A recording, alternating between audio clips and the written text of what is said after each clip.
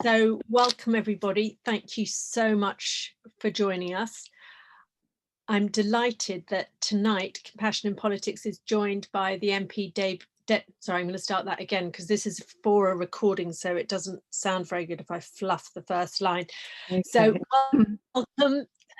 welcome everybody to tonight's live conversation with the MP Debbie Abrahams. Compassion in Politics is really delighted to be speaking to her. My name is Jennifer Nadel and I'm the co-director of Compassion in Politics. So Debbie came to politics having worked in the health sector. She was a health consultant and also chair of Rochdale Primary Care Trust from 2002, a position she resigned from over the use of private health companies in the NHS. In 2011, she was elected as the Labour MP for Oldham East. In Parliament, Debbie has served on the Labour front bench, and I'm delighted that she is the co-chair alongside Conservative Pier Said Avorsi of the recently formed all-party parliamentary group for compassionate politics. And Debbie, I remember so clearly the first time I met you, we were at a meeting with the late Reverend Paul Nicholson. We were. Of people who had died from austerity. And it was one of those moments where you were chairing a panel with all these experts who provided evidence. It wasn't opinion, it was factual evidence of deaths and harm that had resulted from this policy. And you know, a number of us were in tears listening inside Westminster, which is normally this, you know, functional place of government, because it was so deeply distressing what we're hearing. And I'm so thrilled that you're working with us and leading the charge for more compassionate politics. I want to start this conversation, if I may, at the beginning and just ask what made you come into politics? Well, it was really the field that I was working in before, Jennifer. So you mentioned that I was a public health consultant, and the field that I worked in ultimately was health inequalities. So I was a public health consultant for about 20 years, and I ended up as an academic.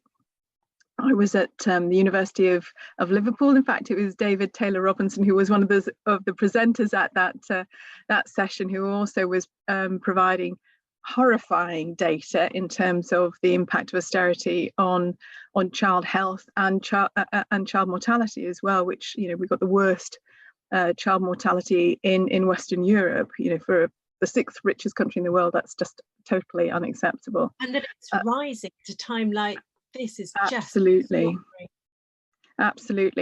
about, I think, 18 months ago, we had infant mortality rising for the first time in 100 years. It has gone slightly down now, which is good, but yeah, it is really serious stuff.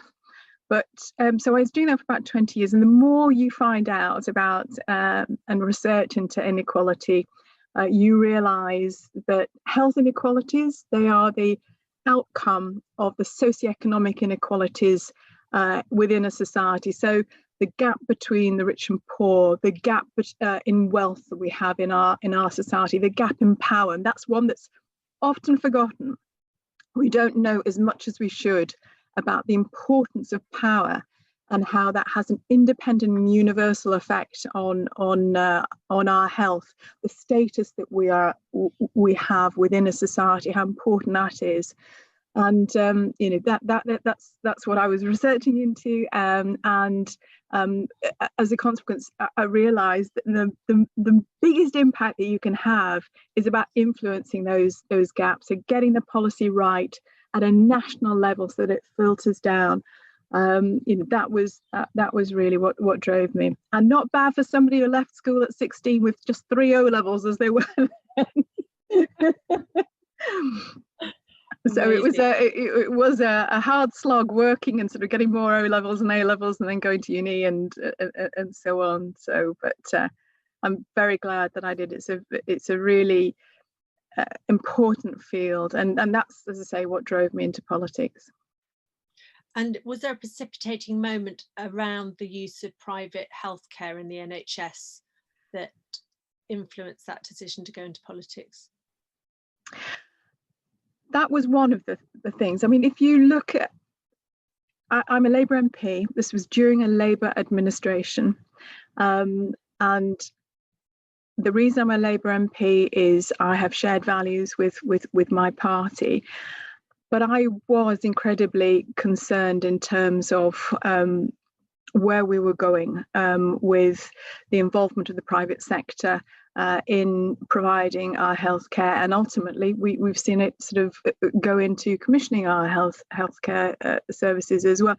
So this was the impact on inequality again was absolutely dramatic, because as I was going through these contracts, these independent sector treatment centres, it was very clear that only certain patients, the ones with that are going to recover quickly, that didn't have underlying conditions, they were the ones that were going to go straight off to these independent sector treatment centres, would be cherry picked, and the NHS would be there just to pick up on the more complex cases. So this again driving the inequality, but the danger within what was being proposed within that. Within my PCT, we were quite clear we didn't need additional capacity through the private sector, and yet this was being driven. So I'm not a purist. I think when there are capacity issues, if there is something that the private sector can add to and support the NHS, then we've always had a plural health system, so that's acceptable to me. But this was just a nonsense. So I dug my heels in around that. But again, the underpinning issue about impact on inequality, the unjustness of it, was just not on. And how did you find politics coming from the health sector? What was the transition like, and what was the world that awaited you like? It was when you met. Should we start it when you come into politics, or when you started getting active politically? Take it either way. There was quite a short transition. So, I mean, becoming an MP was probably the biggest shock to the system, in a good way. I wish I'd done it many years ago, to be honest, Jennifer. It's a really positive thing, because even in opposition, you can make small changes, you can make difference. I'm getting a little bit, anxious to make a bit bigger differences, Jennifer, in terms of big policy changes, because the country's desperate for it. It really is. But for me, this was becoming an MP, massive changes in culture, in conventions, the history of the place. I mean, it's just, the estate is absolutely magnificent, and you walk in the doors and it is absolutely, I won't say overwhelming, but you are awestruck to start with. But then they're getting to familiar with everything has a routine, doesn't it? So getting familiar with the routines and the conventions and protocols and procedures and so on, that took a bit of getting used to. But as I say, the potential for doing good is immense. And even as a backbench MP, as I started out and then in terms of influencing policy change through the front bench within my own party and more widely. It is the mother of modern democracy, isn't it? Our parliament, and I think in many ways I'm very proud of that and belonging to that. And what sort of support did you get as a new MP? Because you have got to learn all these rules and work out where you are on the estate. What sort of support did you have in working out what was what and learning the rules and the traditions? Not a lot, to be honest, because I was elected in a by-election. I think it's slightly different if you are elected, you know, in a general election. So I was on my own, and good old Andy Gwynn from my neighbouring constituency, he gave me a little support during the by-election, but also afterwards. But there wasn't that much, I have to say. There was no formal induction. There's no staff handbook or anything like that. All the things that you'd expect within a large, massive organisation. You are very much left on your own. It's up to you in terms of the recruitment of your own staff, and so on and so forth. How you operate. So it's yeah, you're very much left on your own. So not a lot of support. I'm going to tell you a little story. Jennifer, you hear the bells on the television and so on, and the bells indicate when you have to vote. And I was given strict instructions that you had 6 minutes to get to the chamber in order to vote. Now, I was put out in an office that was quite a hike from there, so you have to sort of trot to get to the chamber on time. And within the first week, I'd heard a bell, so off I trotted to the chamber, expecting to get in line to vote, and I couldn't see anybody, and I didn't know what was going on. So I asked one of the doorkeepers, and they're all lovely, by the way. We couldn't function without them. And they said, I said, "Where is everybody for the vote?" She said, "That was for the Lords, madam." There are slightly different bells which I have become attuned to, but that was the Lord's bell, and I thought it was the Commons bell. So. And you hear the bell ringing sometimes when you're at home, sort of having to be on red alert. It is a bit like that. I tell you, it's a bit like school, to be honest. It reminded me very much of that. Now we're going to go on in a minute to talk about what sort of policies you would like to see introduced, but I just want to spend a little more time talking about the environment that you're in, and particularly what the environment is like for a woman and for your female colleagues on both sides of the House. How much harder is it to be female than male in Westminster at the moment? I think there's no doubt that all colleagues are under immense pressure, and it's not just women, I have to say.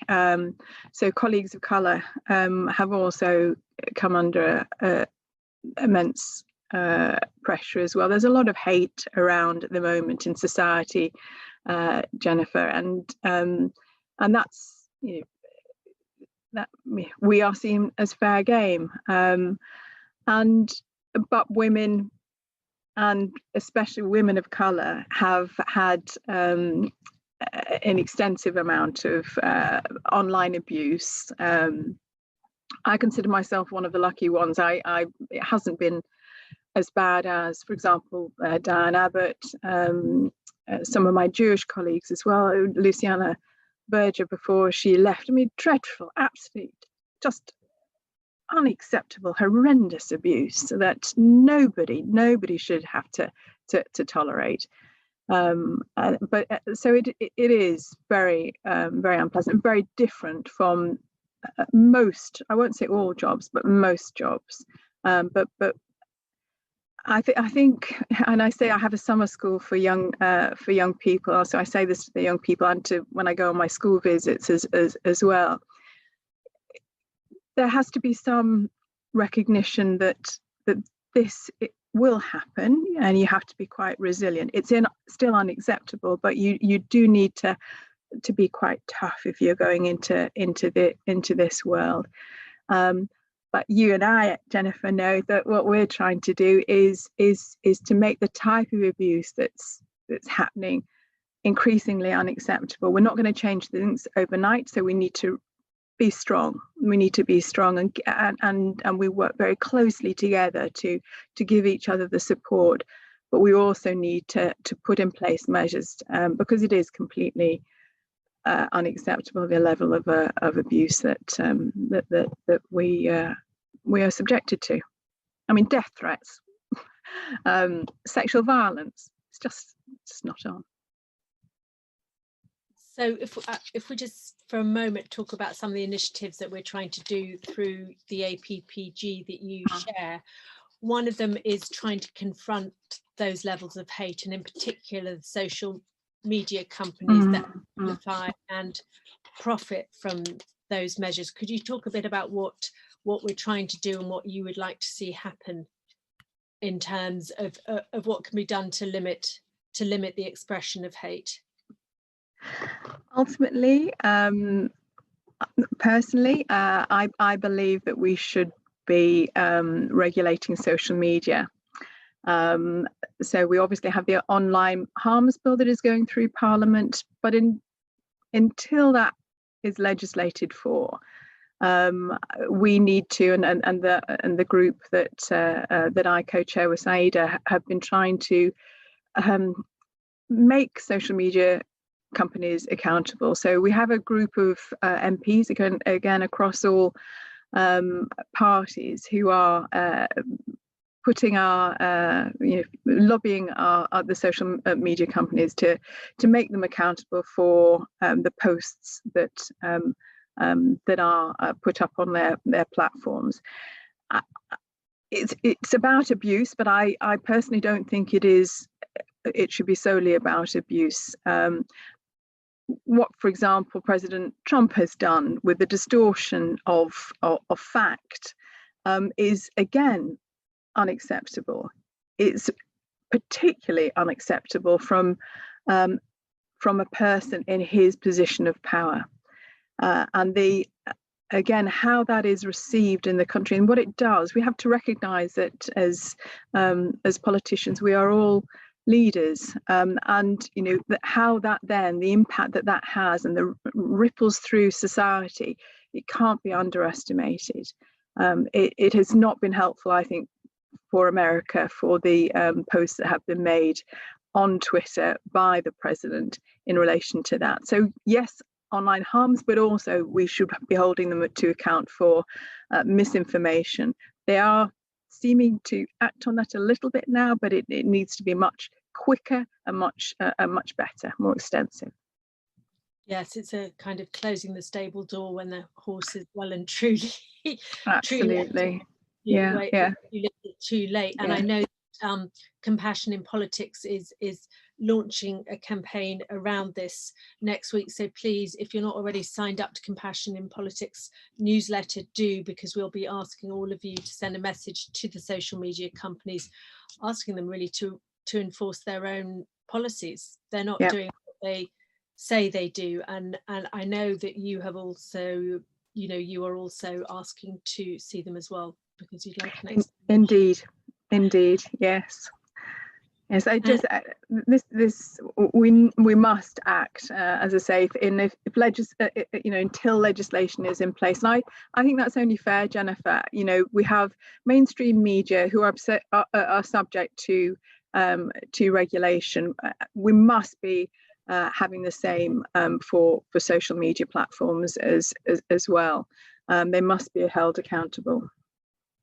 And it's interesting because there's legislation which prevents them being held financially accountable for harm that arises from it, because it's very clear that if you allow the mass publication of abusive or threatening messages, that harm will result, but they're actually protected by a piece of legislation. So there's a lot of change there. I've got one question that's been posted that relates to this, from Maura Borgreen, and it says, how do you deal with the horrible messages, and do you get any introduction or help to handle this from your party organisation, or do you talk to other women in Parliament about how to handle it? That's Laura, is it? That's Mira. Thanks for the question, Mira. I know that that the parliamentary authorities are monitoring this. I also know that there are certain police operations that are monitoring the level of hate against public figures, including politicians. But in terms of the support that we get, it's more informal. It's informal networks, and we've got a good group, and that's again right across Parliament. Most people in Parliament are trying to do the right thing. They're decent. They're decent people, as I say, across all parties. So you get that support. We try and provide that sort of support to each other. It's a different thing when we get into the chamber, I have to say, Jennifer, which you may want to. Yes, that was actually going to be my next question. Yes, can we talk about, what sort of a workplace the floor of the House of Commons is, whether people conduct themselves in the way that one would normally expect people to conduct themselves in a serious place of work? Well, again, how the system, with all the wonderful things about the history and all the conventions and so on that we have in Parliament, the aspect that I think we need to really recognise is that it's been set up as a very adversarial system, in the same way also that our criminal justice system has been set up. Going back centuries, the actual width of the Parliament floor is 2 swords widths, and it was set measured that way so that nobody had fisticuffs in the middle of any debate, which you could just imagine, can't you? But again, some of the conventions, right? You can't take any drink into any water or anything isn't meant to go into the chamber, because they were a bit sloshed when they were debating them, and again, the violence that ensued around that. So it's always been very adversarial, and at Prime Minister's questions, that's the worst, I have to say. The baying and the and so on, the comments, everybody gets a little bit excited, and I found that very difficult, I have to say, in the first few months of becoming a new MP. But unfortunately, it can become a bit too easy just to slot in. I think we always need to question how we're behaving and how that looks to the outside world, particularly our young people who may be watching as well. So the adversarial system is an issue, and I'm not really sure what we can do about that, to be honest, Jennifer. We can modernise it. Yeah. We can indeed. Or, you talked about Westminster being the mother of all democracies, but it's had some slightly more functional children, hasn't it? Scotland and Wales, where their politicians sit in a circle rather than ranged against each other. Indeed, but that's true. But I don't think we're going to redesign the chamber floor. So that you're absolutely right. In terms of what we've learned from how the Westminster Parliament has operated, we've learnt around that, but it still doesn't behave in exactly the way we would like it to.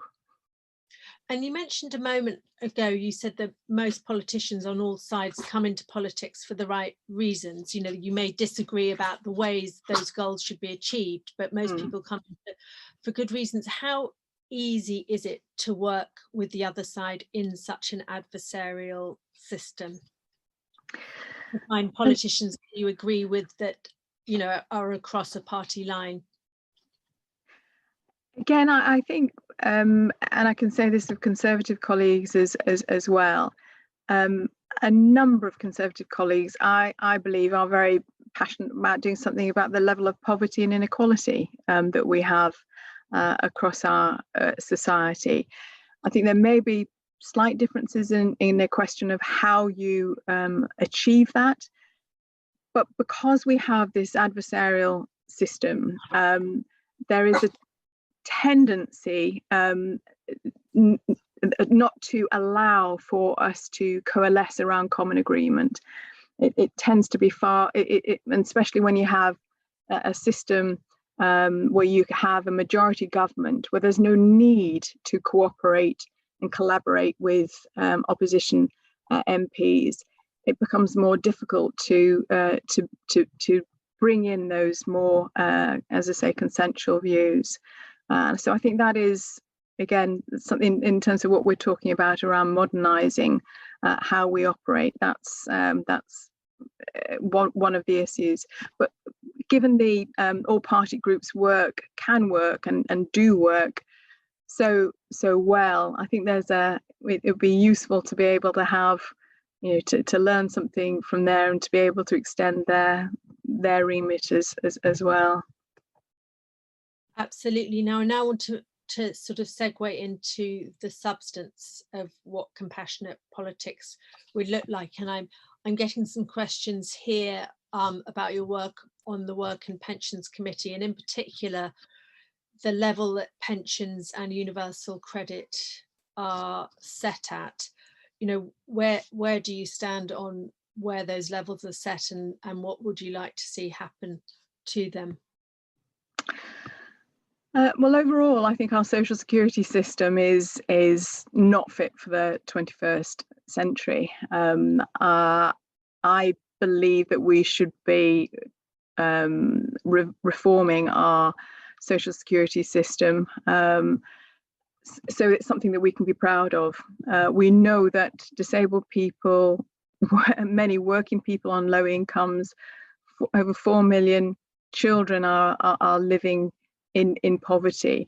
We don't have a safety net anymore. It is absolutely threadbare, and I think people's experience having had to rely on universal credit, for example, if they have been made redundant recently as a result of COVID, will extend that experience. But I think and again, I don't think any party has been particularly good on this. We've tended to see, and the rhetoric around social security is that it is for slackers, for shirkers and scroungers. It is not something that we should value, and I totally disagree. I think we should be valuing our social security system the same way that we value our NHS. It is a mark of a civilized society, a rich society like ours, that if somebody is made poorly, if they become disabled, if they are made redundant, once they have finished their working life, that we care for them. And I think that's a mark, as I say, of a civilized society. The level we set for pensions and for social security, I'd like to be more innovative in terms of that. There's a lot of talk about a universal basic income. I'm quite open to that idea, but the level of that of a universal basic income, I would like to look in terms of a minimum income standard, or as Sir Michael Marmot has talked about, a minimum income for healthy living. What do we expect as a society that is a base income that people need to live in a healthy way, that's going to be good for their health, but that isn't going to impoverish them? So that's basically where I am with that. Now, how we get to that point, I think, again, we need to do a lot of work around engaging with our communities about what we want from our social security system. We haven't had proper reforms.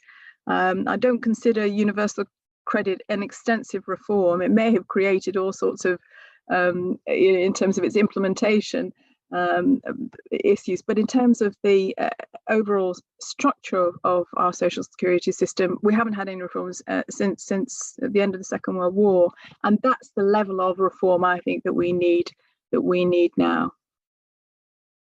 And I know you are keen on opening up that whole question and holding an inquiry into it through the APPG that you share. Can you talk a bit about your ideas around that? Yes, yes. What would like to come of it? Yeah, as I say, I think if we recognise that this is something that we value, we need to then make sure that we can engage with society as a how to get, and it has to be a new social contract that people feel that they can own. that they support. It can't be something that is imposed on them. So what I hope to do in the new year, and Matt, your co-director at Compassionate Politics, is working with me on this, about setting up a terms of reference for the scope of such an inquiry, which would engage with people, but also with academics who where they can do the number crunching around what this would mean in terms of how we would fund it and so on. And of course, we had this amazing consensus that led to the founding of the welfare state after the Second World War. To what extent do you think we will find a similar consensus and a similar understanding and a similar desire to make sure that all of us are cared for in sickness?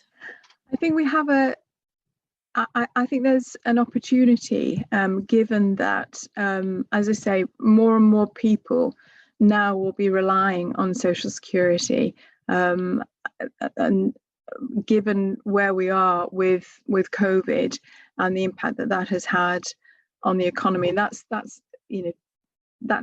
an awful thing to have to say, but more people will be relying on this. An immediate concern I have to say, Jennifer, is in terms of the proposal that the government is not going to continue the £20 a week uplift that they have until now. They've said that it's only going to be until the end of March. That just can't happen. We know that more people over the next few months will be affected, and I feel positive that our economy will rebound, but we can't have the millions that are anticipated they're going to rely on the social security system living in destitution, as we know that universal credit has put many people in. The reliance on food banks, not being able to heat your own home. These are real issues that people are facing. I also chair the APPG for Universal Credit, and we had a series of inquiries over the summer looking at different aspects of how universal credit, even with the uplift, of what the difficulties are. There's still a 5-week wait before you get your first payment. That pushes people into debt, into rent arrears. The Work and Pension Select Committee has had an inquiry on this, and we came up with a really good plan that would, cross-party again, that we thought that the government could take up, which would stop that 5-week wait, so you didn't, as I say, get plunged into debt, and then things just spiral from there. But we'll wait and see whether the government does take that up. Sorry, I feel I'm waffling here a bit, Jennifer. Oh, not waffling at all. And it just, that must be one of the very frustrating things you experience as an MP when you're not in power, watching something like, the obvious hardship that results from that 5-week wait, yeah, and it not being fixed. Indeed. As I say, my first term, the first 5 years, there were a number of things I was able to do, and I haven't felt that there's been that same opportunity over the last few years, and that is incredibly, what's happening to people. So many of my constituents, our casework has trebled, and the real hardship that people are going through, that's really escalating, Jennifer, and that's the most frustrating thing. That it really is. And if we move on now to those health inequalities and those power inequalities that you mentioned earlier in our conversation, and of course COVID has really laid bare the very real impact of those inequalities, because those people have died at greater rates than those who enjoy greater privileges in our society. Indeed. I don't know if anybody was watching BBC News yesterday, but there was a really good piece about COVID and poverty. And COVID is, like many infectious diseases of the past, it is a disease of poverty. And that's because it's transmitted when people are in close contact, people that are living in overcrowded housing, where they're in jobs where they can't work from home, as I have been doing, they haven't got that opportunity. They have to go into work, otherwise they don't eat. Then that's when you see the increase in transmission and infection rates. And I haven't been surprised at all that in terms of the North and how the North has fared worse. If you look at how GDP has grown over the last 5 years, more or less most of that is in the South, London and the South East. And we haven't, here in the North, we haven't had the benefits of growth. Our wages have been suppressed. Productivity has been suppressed, which drives wage growth, and that's reflected in the poverty that is experienced. There's an 11-year life expectancy gap across my constituency, Jennifer. I have you introduced me as Aldermeath and Saddleworth, and I have a very affluent part of Saddleworth, absolutely beautiful, and then not so affluent part in Aldermeath. Salt of the earth people, absolutely, you die for them. But we have our own little constituency bubble that reflects the inequalities that we've got across the country. So what can we do about those inequalities? What legislative measures would you like to see introduced that could really tackle that? Well, the social security one is quite key, but we also need to make sure that we have policies that will support and drive quality jobs, well-paid jobs. The recent reset inquiry that again, another wonderful MP, Caroline Lucas, co-chaired with my colleague Clive Lewis. A whole array of different ideas, again driven by local people. I think about 50,000 people took part in that piece of work. What I'd like to do with the inquiry next year on social security, but really said about we want a fairer society. We want kinder type of politics. We want to have an economy that is driven by jobs that aren't going to damage the planet. And there are a whole array of different approaches there to the new emerging businesses, for example, that we need to support. That there's an opportunity now to reset and look at what our economy needs. But as I say, we also need to make sure that we've got those. We've got a social security system in place so that when people aren't able to work for whatever reason, that we are supporting them. Most people do the right thing, and I think what's happened over the last 10 years about the vilification, the demonizing of social security claimants is based on the idea that most people are you can't trust, and they're not going to do the right thing. That's absolute rubbish, and there's absolutely no evidence to support that whatsoever. So the policies around sanctions, the policies that around work capability assessment and other disability assessments, absolutely horrendous and shouldn't be allowed. And the public are really putting pay to that lie that we don't care. If you look at the response to Marcus Rashford, or the way communities have come together during COVID, it's clear that we do care.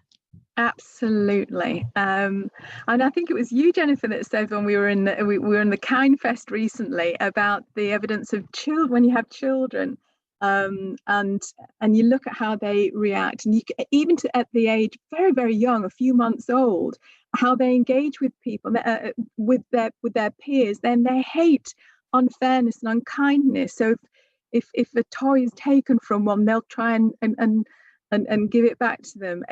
So we are innately, most of us, innately kind, and we need policies that enable that and don't stifle it.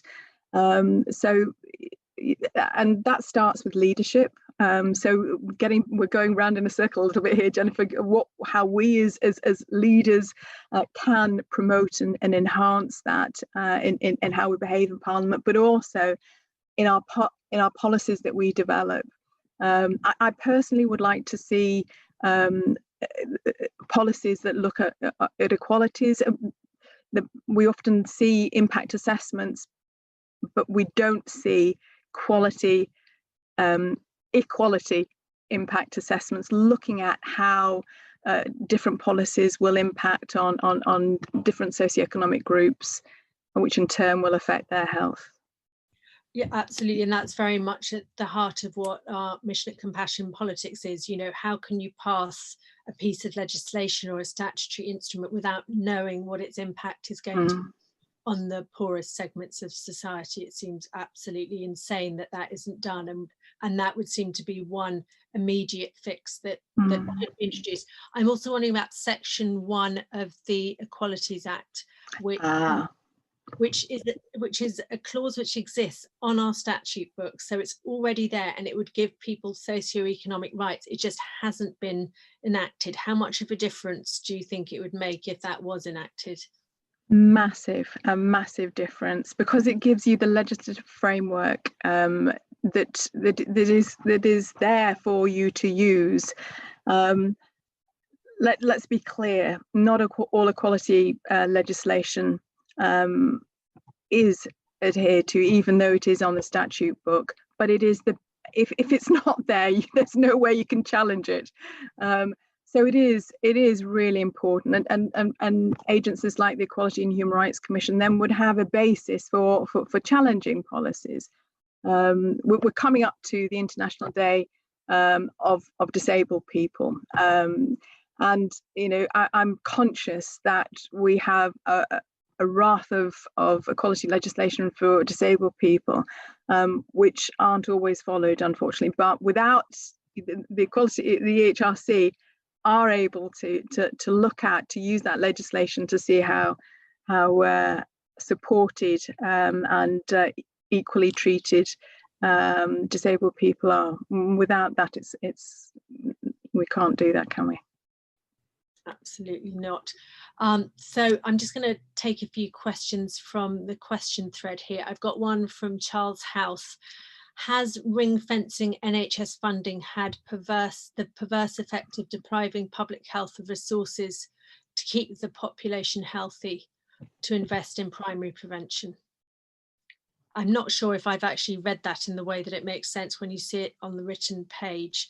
So it's a question about has there been a perverse impact of ring fencing NHS funding?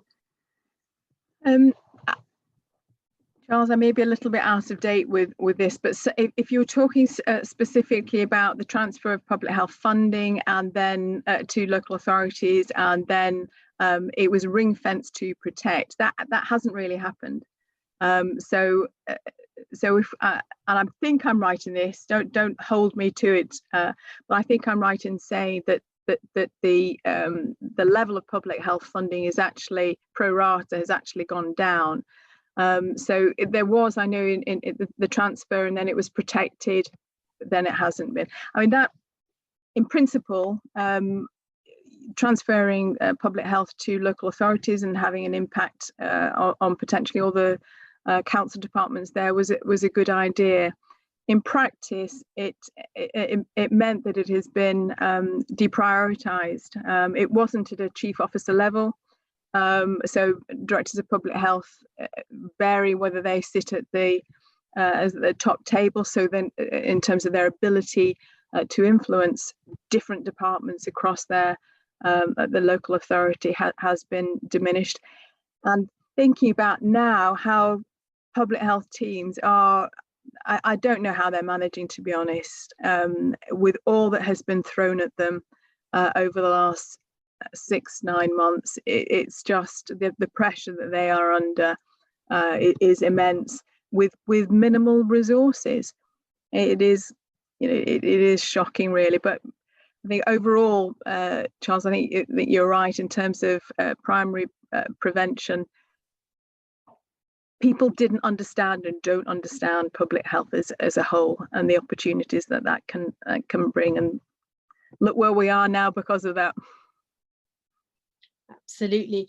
Now I've got a question from David Horton, which is about experiences of online or face-to-face abuse within the Labour Party. What can be done to address this, and how much of a problem do you think it is, and what particularly could Keir Starmer do to address it if it is a problem?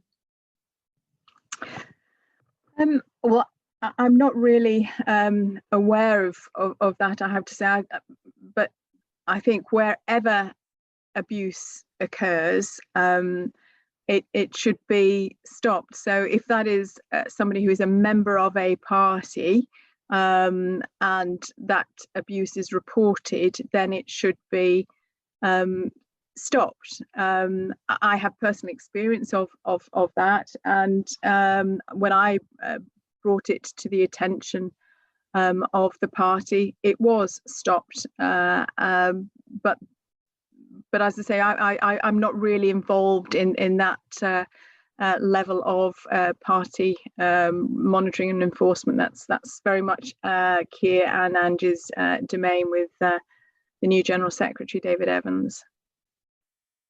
And then a lovely question from Rachel Massey. If you could make one change or difference right now and knew it would be successful, what would it be? Oh gosh. Oh. Magic wand.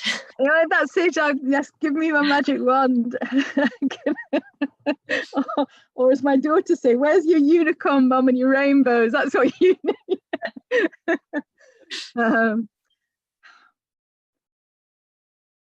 I didn't start off being somebody who was passionate about social security. It's just the more you learn about it, the more you realise that how important it is in a civilised society. I'm sorry if this is boring and repetitive. It would make an immense difference in terms of if we were able to improve the generosity, the adequacy of our social security support that we provide, in terms of the poverty of children that are growing up. That's going to affect them for the rest of their lives. You can actually, David Taylor Robinson was discussing this at the meeting that Jennifer and I went to. You can see the change in the development, the plasticity of children's brains, the neural connections that they make when they are living in poverty, how it affects them. It's going to affect them for the rest of their lives. And then, as I say, disabled people, who I think are the group of people who have been most severely affected by austerity. And again, 60% of disabled people have died with COVID. The deaths, not 60% of disabled people, 60% of the deaths from COVID are disabled people. And, that's just not right. So affecting people growing up in poverty has to be something that we do. And then marry that with making sure that we make sure that those that can afford to pay their fair share. That needs to happen. Am I being a bit too generous there in terms of one thing? Is it two things? We'll let you get away with it, as this is Thank magic. You. And then I've got another question from actually, we don't have their name. Homelessness seems to have been forgotten during the pandemic. What can be done to raise the issue and get it back on the agenda? Okay, well in the first lockdown it was more evident. It was, yeah, and people were given accommodation. But I think again, you're right. Something in Greater Manchester that we've got here is a bed every night, which Andy Burnham has done a huge amount to his credit on. But at the end of the day, we don't have enough social housing, we don't have enough affordable housing, so we need to be building more homes, making them affordable homes and social homes that people can move into. And in the interim, I think there's more that we can do around vacant properties so that they can be refurbished and so that while houses are being built, that some people have somewhere to live. It's, yeah, especially at this time of the year. I've had people who've been living in caves, and there's part in that I've had to been helping, and lived in tents, if just fallen through the cracks, have had absolutely nothing.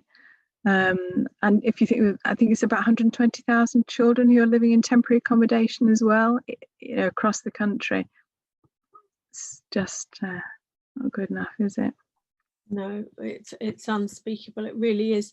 And we're drawing to a close now. So I just wanted to ask you one final question, which is, what could everyone who's listening, we've heard what you would like to do if you had your unicorn. But what is there, what can we go away, those of us who've listened to you and felt, energized and motivated by what you're talking about, what would you like listeners, or suggest that listeners can do, apart from sign up to Compassion in Politics, obviously? Obviously, that's a given.